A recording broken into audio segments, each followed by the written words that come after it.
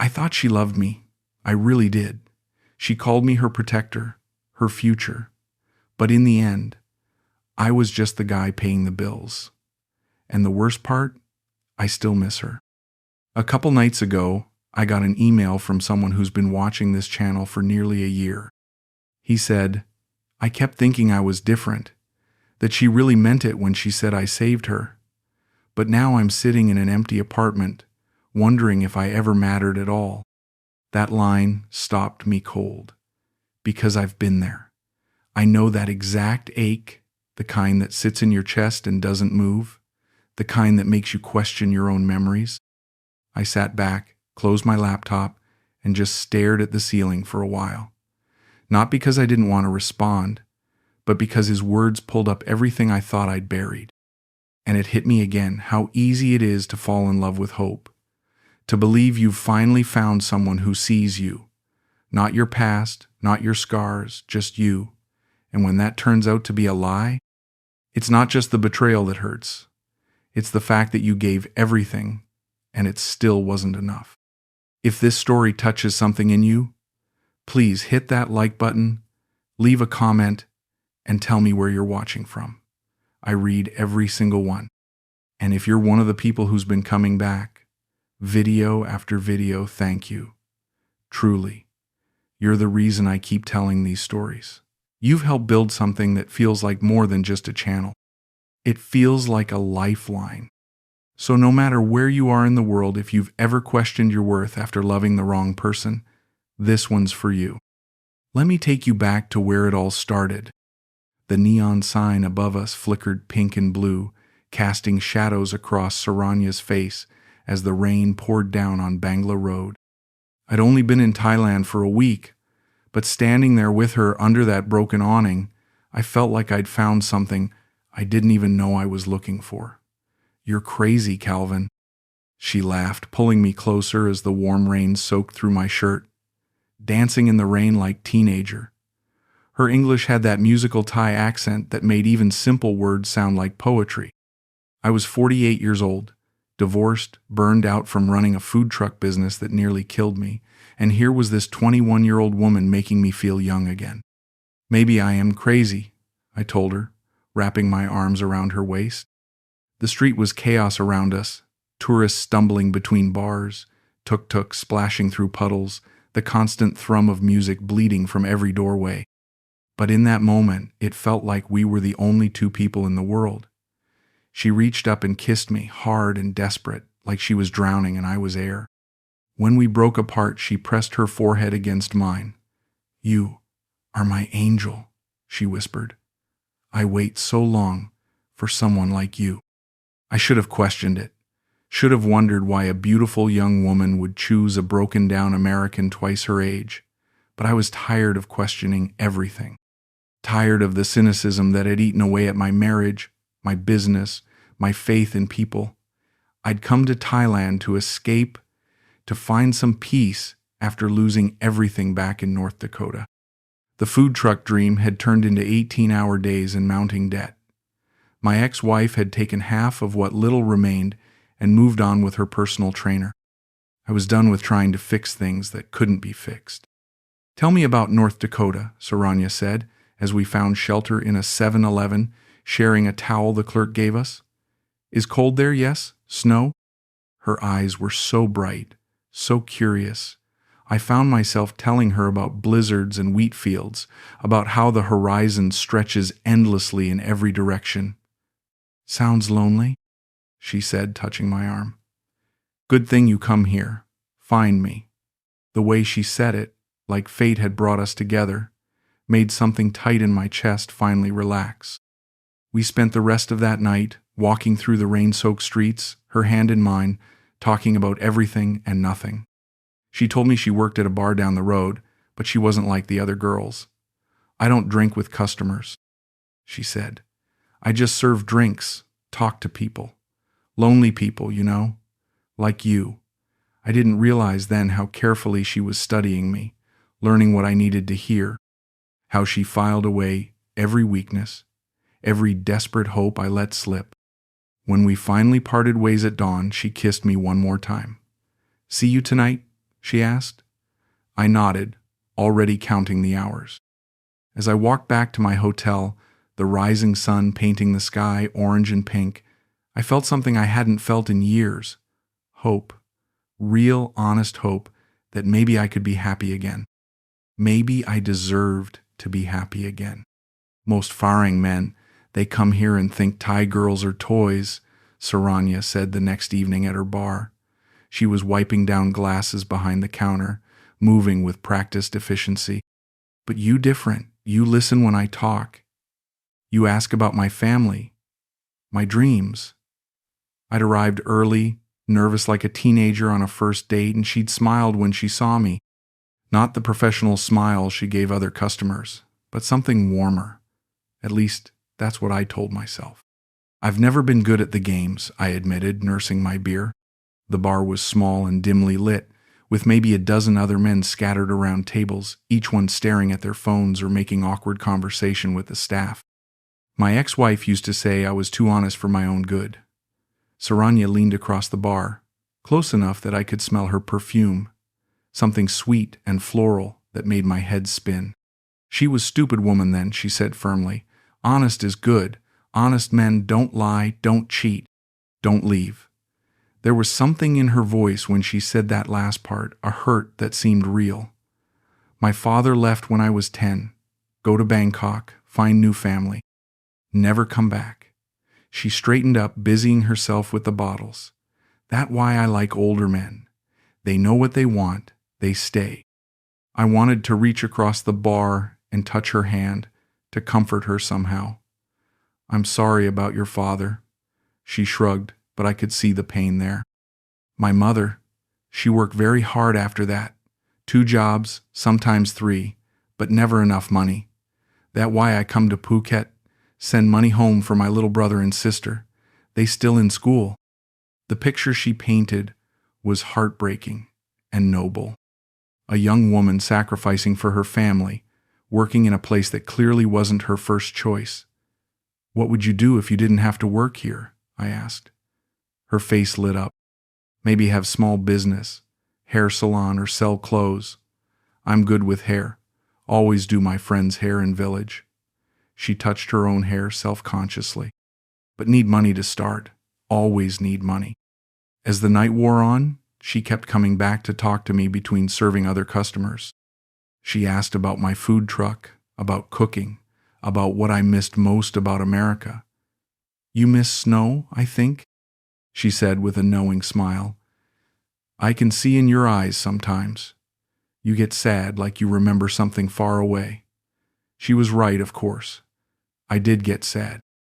I got sad thinking about the life I'd built and lost, about starting over at an age when most men had things figured out. Sometimes I think I came here to disappear. I told her when the bar was nearly empty. Back home, everyone knows about the divorce, the business failing. Here, I can be someone new. She was counting the night's receipts, but she looked up at me with such understanding that I felt exposed, vulnerable. You not disappearing, she said softly. You finding who you really are. She walked around the bar and sat next to me. I help you find if you want, but you have to trust me. When she said it, looking directly into my eyes, I believed her completely. This wasn't just attraction or loneliness talking. This was something deeper, something real. You live here now? Saranya's voice was barely a whisper as she stood in the doorway of the beachfront apartment I'd rented. It wasn't much. 1 bedroom, a tiny kitchen, a balcony overlooking the Andaman Sea, but it was clean and quiet and mine. When I'd invited her to see it, to maybe stay the night, I hadn't expected the tears that were now streaming down her face. I mean, if you want to, I stammered, suddenly uncertain. You don't have to. I just thought maybe you'd like somewhere. Quiet. Away from the bar scene. She walked slowly through the small space, touching the walls, the furniture, like she couldn't believe it was real. No man ever give me anything like this, she said, turning to face me. Just small room behind bar, or sometimes sleep at friend's house. I pulled her into my arms, and she buried her face against my chest. You don't have to go back there anymore, I whispered into her hair. Not if you don't want to. She pulled back to look at me, searching my face. You mean it? Really? When I nodded, she kissed me with a desperation that made my heart ache. I cook for you, she said between kisses. Clean house, take care of you. You never be lonely again. The next few weeks were like living in a dream. She moved in her few belongings, 2 small suitcases and a bag of cosmetics, and transformed the apartment into something that felt like home.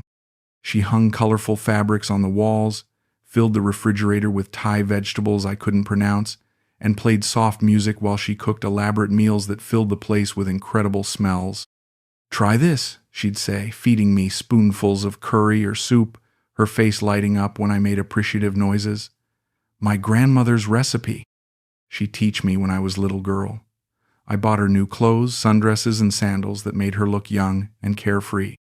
When I surprised her with a second-hand scooter so she could get around the island, she actually jumped up and down like a child. Now I can take you to secret places, she said, wrapping her arms around my neck. Places tourists never see.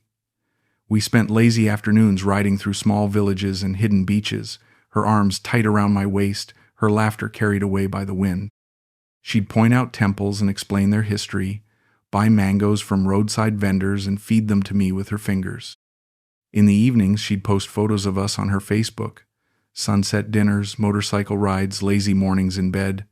My forever, she'd write in the captions, always tagging me. My angel who saved me. The comments from her friends were all in Thai, but she'd translate them for me. They say you so handsome, so lucky I find you. They jealous because you treat me like princess.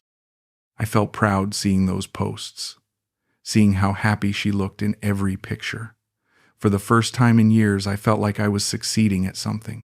Not just providing for someone, but making them genuinely happy. I want to quit the bar? She told me one night as we sat on the balcony, watching fishing boats return to harbor. Maybe find different job, something normal.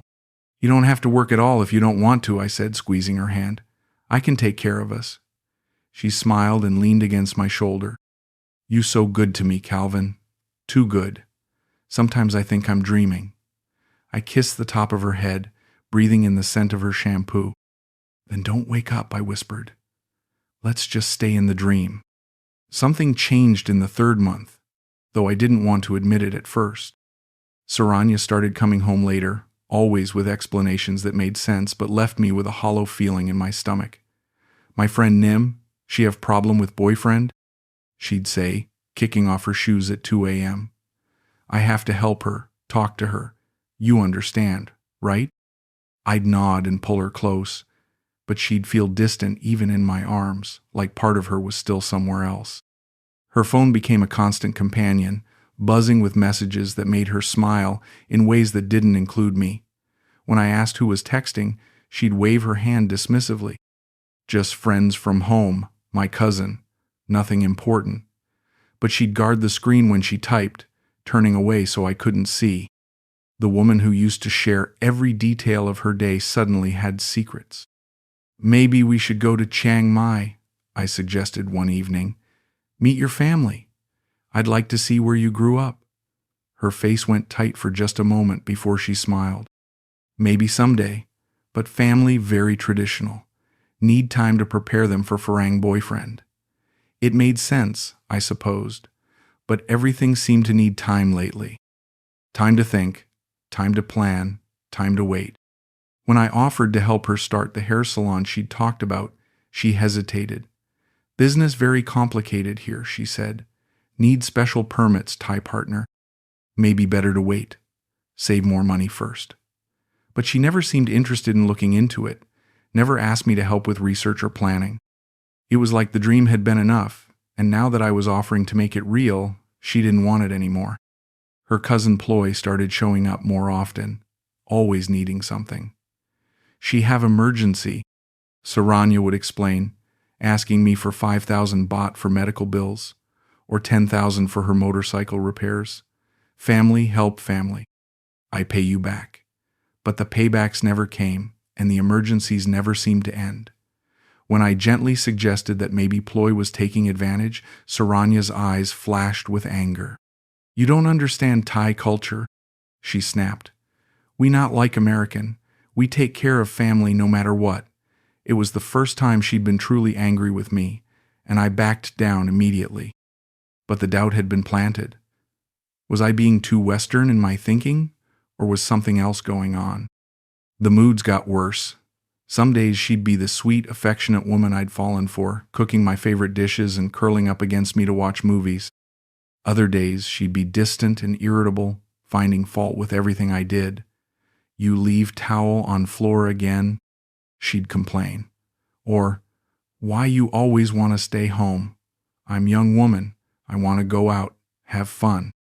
But when we did go out, she seemed nervous, constantly checking her phone, scanning the crowds like she was looking for someone or avoiding someone. "Let's go different place," she'd say suddenly when we were walking down a familiar street. "This place boring now." I started to wonder if she was embarrassed to be seen with me, or if there was someone she didn't want me to meet. The worst part was how she made me feel crazy for questioning anything. "You too jealous, Calvin?" she'd say when I asked about her late nights. "You think I lie to you? After everything you do for me, you still don't trust me?" She'd get tears in her eyes, and I'd end up apologizing, buying her something nice to make up for doubting her. The pattern became exhausting. Doubt, confrontation, guilt, apology, peace. Until the next time. "I want to see America," Saranya announced one morning over breakfast, her voice casual but her eyes watching me carefully. "Maybe we go together?" I never been on airplane before. The idea thrilled me. Bringing her home, showing her my world, maybe even making things permanent.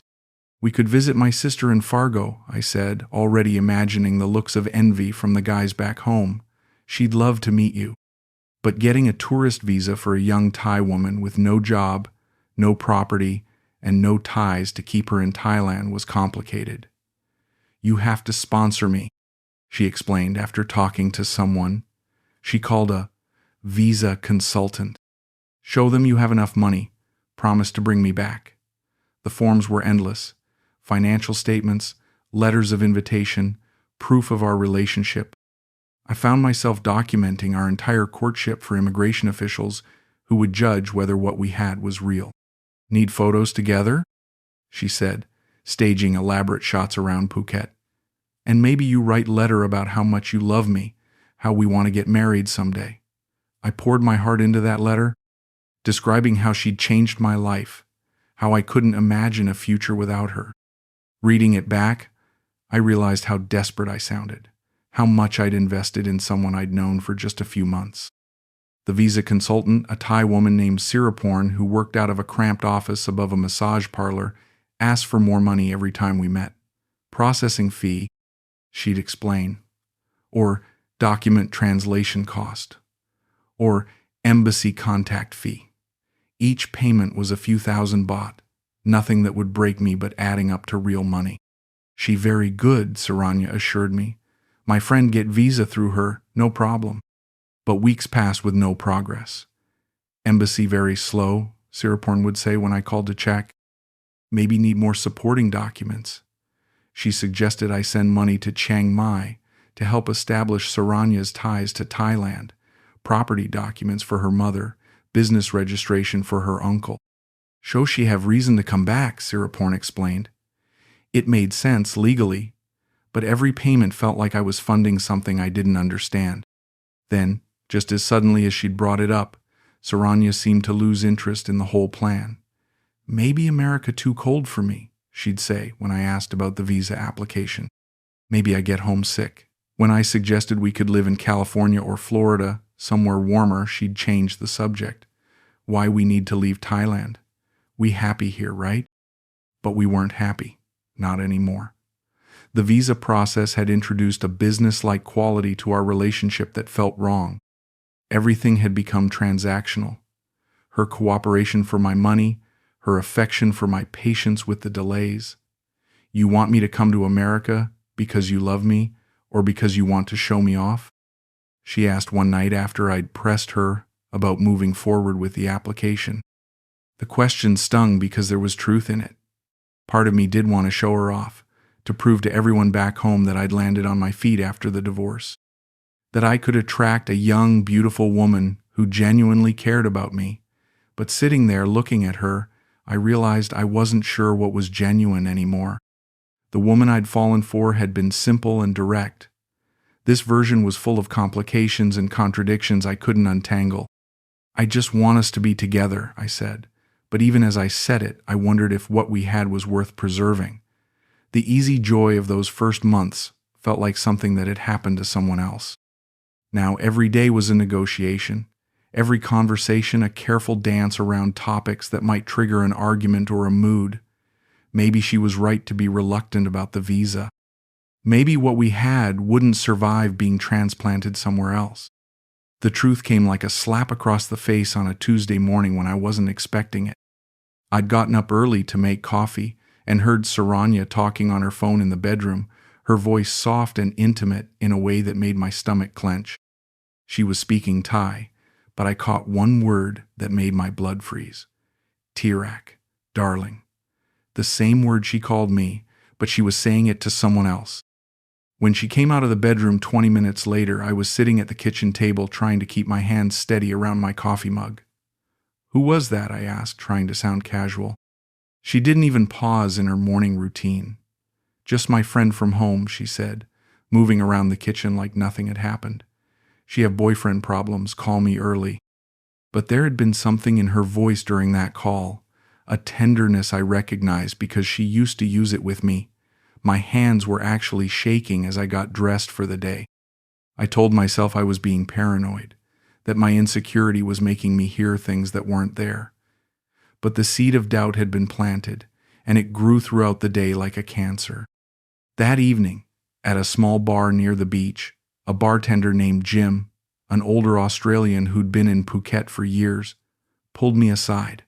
He'd always been friendly but respectful of boundaries.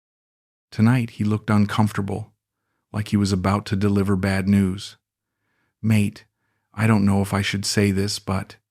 He glanced around to make sure we weren't overheard. "That girl of yours, Saranya, she's got a Thai boyfriend, has for months."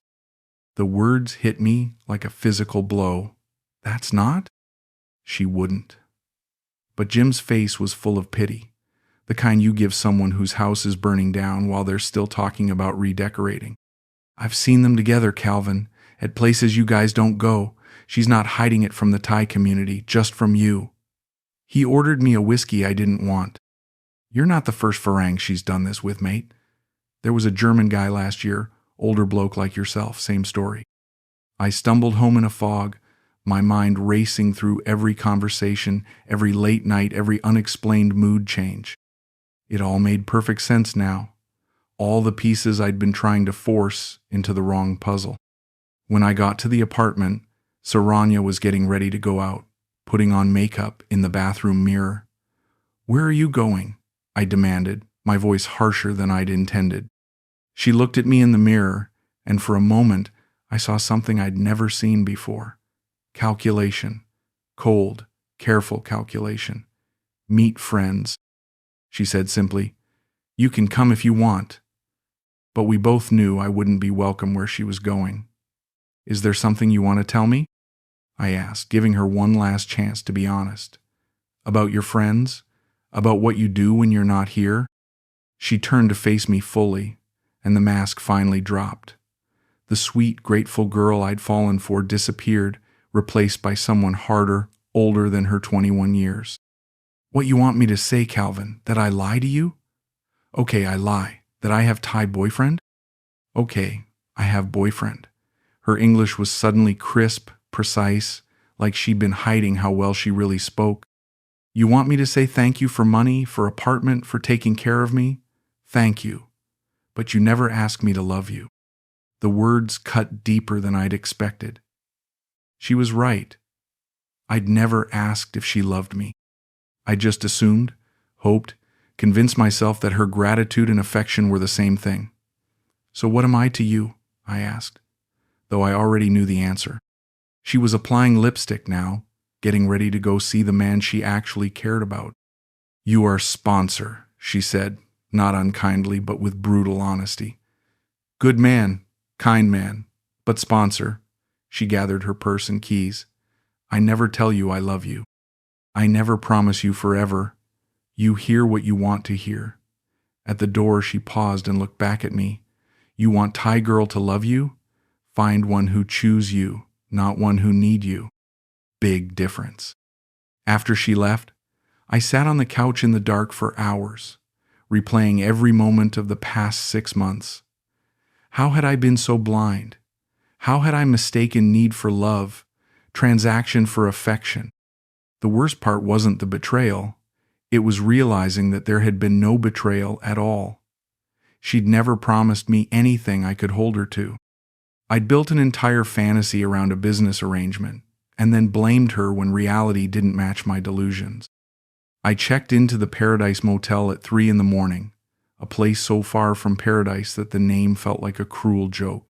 The room smelled like cigarettes and disinfectant, with stains on the carpet that told stories I didn't want to know.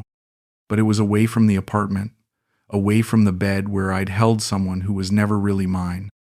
I couldn't face going back there, couldn't stand the thought of waiting for her to come home from another man's arms. The first few days blurred together in a haze of room service meals I couldn't taste and cable TV that played the same movies over and over. I'd brought a bottle of whiskey from the apartment, the first alcohol I'd touched since getting sober 2 years ago after the divorce. It burned going down, but not as much as the truth. "You're pathetic," I told my reflection in the bathroom mirror. 50 years old and you still don't know the difference between love and loneliness. My phone buzzed constantly with messages from Saranya, but they weren't apologies or explanations.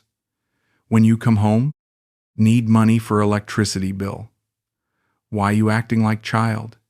Each message drove home how little she understood what she'd done to me. Or maybe she understood perfectly and just didn't care. I wasn't her boyfriend having an emotional crisis. I was her ATM machine malfunctioning. I started scrolling through her Facebook posts, torturing myself with months of lies dressed up as romance. Every photo of us together now looked different. Her smile seemed forced, her eyes distant. Had I really been that oblivious? Or had I just seen what I desperately wanted to see? "My angel who saved me." Read the caption under a photo from our first week together. Save her from what? From having to actually work for her money? The food truck failure felt like an echo of this humiliation. I'd poured everything into that business too, convinced that if I just worked hard enough, cared enough, sacrificed enough, I could make it succeed. But caring harder doesn't fix fundamental problems. It just makes the failure hurt more when it finally comes. "You always been too soft," my ex-wife had said during the divorce. "Too willing to believe people are better than they are." Sleep became impossible. Every time I closed my eyes, I saw Saranya with her Thai boyfriend, probably laughing about the stupid Farang who paid her bills while she played house. I imagined their conversations about me, how she explained my presence in her life. "He's harmless," she probably said. "Lonely and generous, perfect for what I need." The thought made me sick, but I couldn't stop torturing myself with it. By the 4th day, I was having conversations with myself, arguing with ghosts. "You knew something was wrong." I'd say out loud, all those red flags, all those excuses. Why didn't you listen to your gut? But I knew why, because admitting the truth would have meant admitting I was alone again. The fantasy of being loved was more comfortable than the reality of being used. I tried to eat dinner at a small restaurant down the street, but the elderly Thai woman who ran it took one look at me and frowned. "You okay, mister? You look sick." I probably did look sick, unshaven, hollow-eyed, wearing the same clothes for 3 days.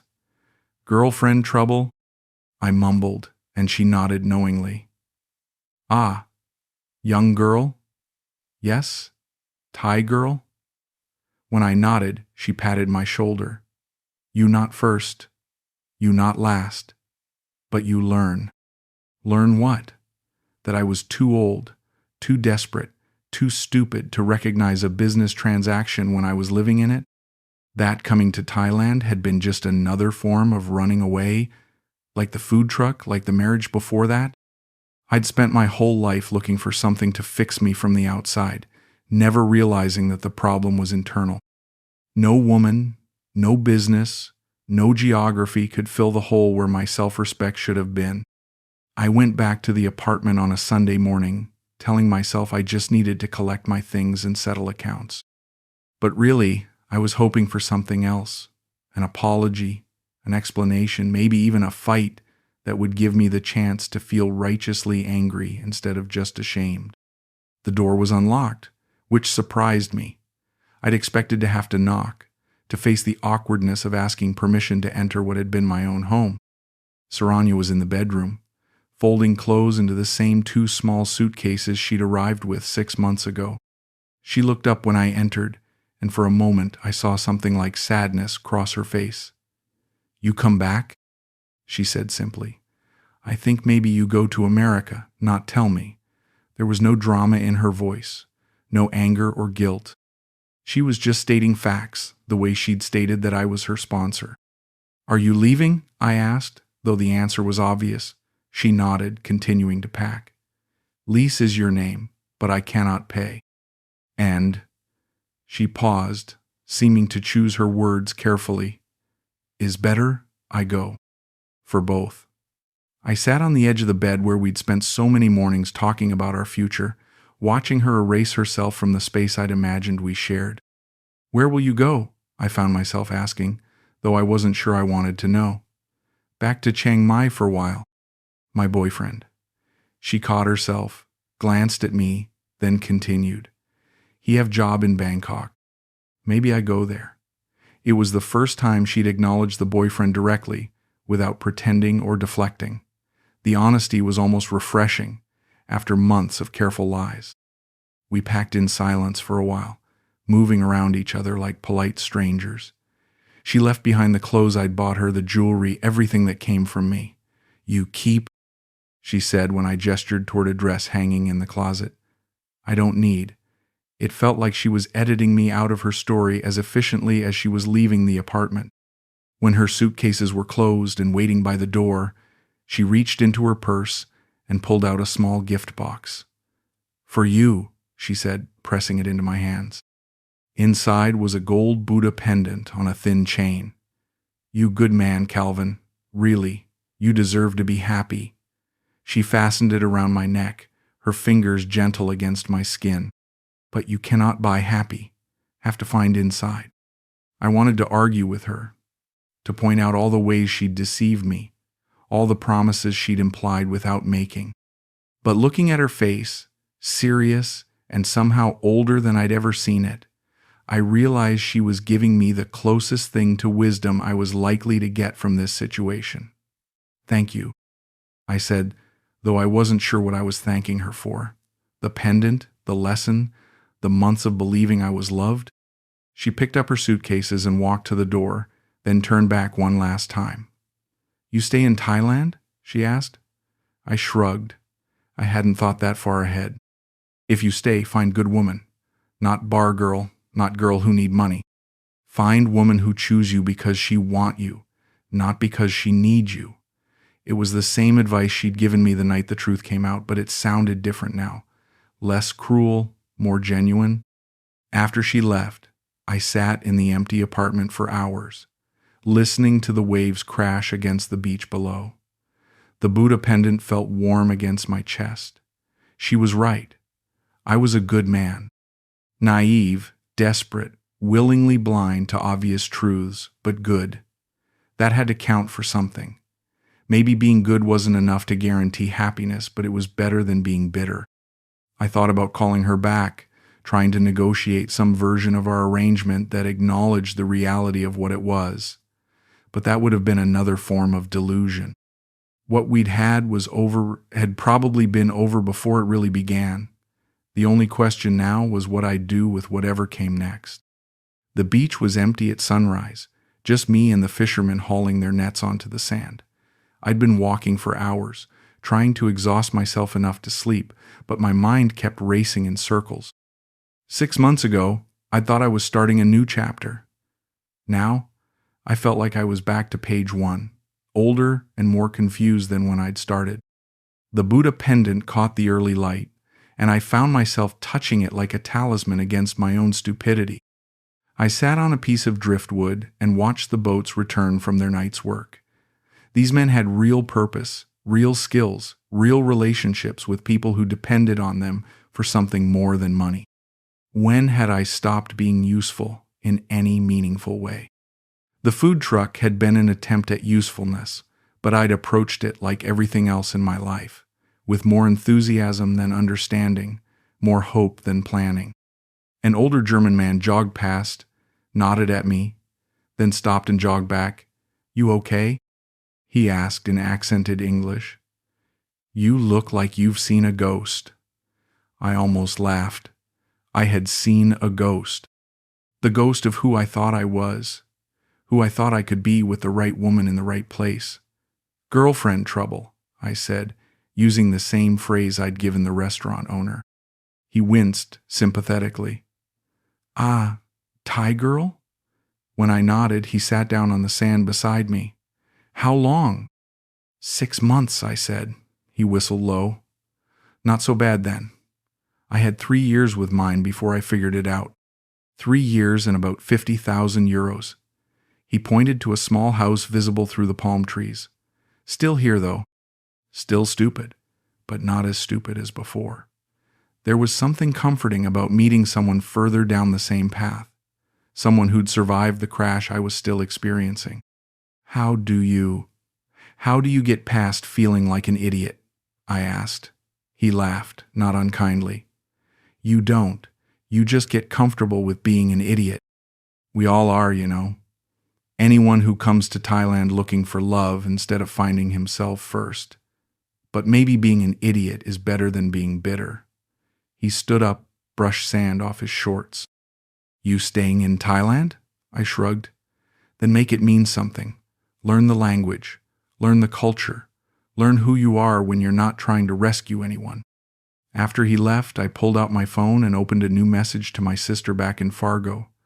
We'd been sending polite texts for months, surface updates about weather and health that avoided anything real. But sitting there on that beach, I suddenly needed to tell someone the truth. "Dear Sarah," I typed, "I need to tell you about the last 6 months, and it's not a pretty story." I wrote for over an hour, telling her everything. The loneliness that had driven me to Thailand, the desperation that had made me vulnerable to the first pretty girl who showed interest, the months of willful blindness to obvious red flags. I told her about the money, the visa application, the business arrangement I'd mistaken for love. I told her about feeling ashamed and stupid, and somehow still grateful for the experience. "I'm not the same person who left North Dakota," I wrote. "I don't know if that's good or bad yet, but it's true. I'm learning things about myself I should have learned years ago, about the difference between being needed and being wanted, about the difference between loving someone and loving the idea of not being alone." Sending that message felt like releasing something I'd been carrying without realizing it. The sun was fully up now, and the beach was starting to fill with tourists. I watched Western men walking hand in hand with young Thai women, some looking genuinely happy, others looking like they were performing happiness for an audience. How many of them were like I'd been so desperate to believe in love that they'd accept any reasonable facsimile? How many would learn the truth gently, and how many would have it ripped away like a bandage? I thought about going home to North Dakota, tail between my legs, admitting to everyone that my great adventure had been just another midlife crisis disguised as self-discovery. But the idea of facing the knowing looks, the gentle questions about how things went in Thailand, made my stomach turn. Here, at least, I was just another broken-hearted Farang learning hard lessons. Back home, I'd be Calvin who got played by a Thai bar girl. My phone buzzed with a response from Sarah. "Oh, Calvin, I'm so sorry. But thank you for trusting me with this. You're not stupid. You're human.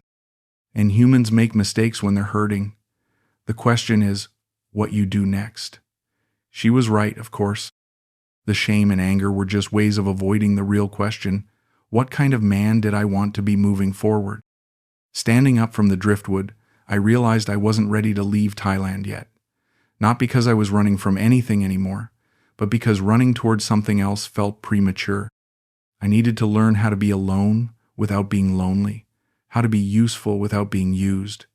The Buddha pendant shifted against my chest, and I thought about Saranya's parting words. Maybe she'd given me more than I realized. 8 months later, I'm sitting in a small coffee shop in Chiang Rai, practicing Thai with my language tutor, a 60-year-old woman named Kun Malay, who has the patience of a saint and the directness of a drill sergeant. "Your pronunciation is getting better," she says in Thai, then switches to English. "But you still think too much like American. Thai language is about feeling, not rules." I've been living in this small northern town for 6 months now, renting a simple house near the mountains where the air is cool and the pace is slower than anywhere I've ever lived. I'm not hiding anymore. Not from my past, not from my mistakes, not from the uncomfortable truths about who I am and what I want. I'm just learning how to exist without constantly trying to fix or be fixed by someone else. "Tell me about your day," Hun Malay instructs in Thai.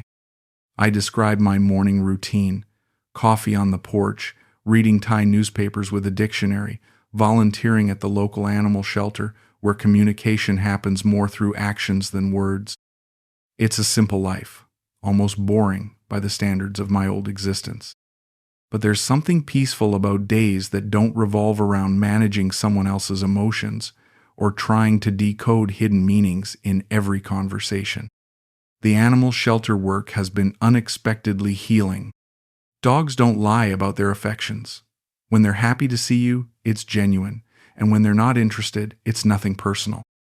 I've been helping build new kennels, walking the older dogs that volunteers usually overlook, learning basic veterinary care from Dr. Somchai, who speaks broken English but teaches with infinite patience. "You good with animals," he told me last week while we were treating a street dog's infected paw. "They trust you. Maybe because you're not trying to get something from them." It was meant as a compliment, but it cut deeper than he realized. How many relationships in my life had been based on what I could get rather than what I could give? I've been writing too, not anything I plan to publish, just honest reflections about the past year, about the food truck dreams that were really about proving something to my ex-wife, about coming to Thailand as an escape rather than an adventure, about mistaking Saranya's need for my love and my need to be needed for actual compatibility. The writing helps me see patterns I'd been blind to my whole life. "You different now," Kun Mali observes during our lesson. "When you first come, you always checking phone, always worried about something. Now you here, present." She's right. I am present in a way I haven't been since I was a child. Not constantly planning the next thing, not replaying the last conversation, not trying to manage outcomes I can't control. I still think about Saranya sometimes, but not with the desperate longing I expected. Mostly I feel curious about how she's doing, whether she's happy in Bangkok, whether she ever thinks about the Farang who loved her more than she loved him. I hope she's well. I hope she found what she was really looking for, whatever that was. She taught me something valuable, even if she didn't mean to. Last month I had coffee with Jim, the Australian bartender who'd broken the news to me about Saranya's boyfriend. He was surprised to see me still in Thailand, more surprised to see me looking healthy and content. "Thought you'd have gone home with your tail between your legs," he said, not unkindly. "Most blokes do after something like that." I thought about it, I admitted, but going home felt like giving up on something that wasn't finished yet. He raised his beer in a toast. "Here's to not giving up then. Thailand's got a way of teaching you things about yourself if you stick around long enough to listen." We drank to that, and to second chances that don't always look like what you expected. Dr. Somchai has offered me a more permanent position at the shelter. Not much money, but enough to live simply and the satisfaction of work that matters. I'm considering it, though part of me wants to keep my options open. For the first time in my adult life, I'm not desperate to lock down the next phase. I'm comfortable with uncertainty, with letting things develop naturally instead of forcing them into the shape I think they should take. She didn't ruin me. I tell my reflection in the bathroom mirror some mornings when the old shame tries to creep back in. She showed me where I was broken. And maybe that's worth more than the love I thought I was getting. Maybe being broken isn't the end of the story. It's just the place where the real story begins. I'm not the same man who stepped off the plane in Phuket 10 months ago, desperate and running from a life that had fallen apart. I'm not sure I'm a better man yet, but I'm a more honest one. I know the difference now between being alone and being lonely, between being generous and being desperate, between loving someone and needing them to love you back. The sun is setting over the mountains as I walk home from today's lesson, and the air smells like jasmine and cooking fires. Tomorrow, I'll get up and practice Thai and work with the animals, and maybe write a little more about this strange, difficult, necessary year. I'm not looking for love anymore, not avoiding it, but not chasing it either. For now, it's enough to be here, in this moment, in this life. I'm slowly learning to live without apology or desperation. And if love finds me someday, real love, the kind that chooses rather than needs, I'll be ready for it. Not as the broken man who came to Thailand looking for someone to fix him, but as someone who's done the work of fixing himself. That's the difference between being a sponsor and being a partner. That's the lesson worth learning, no matter how much it costs.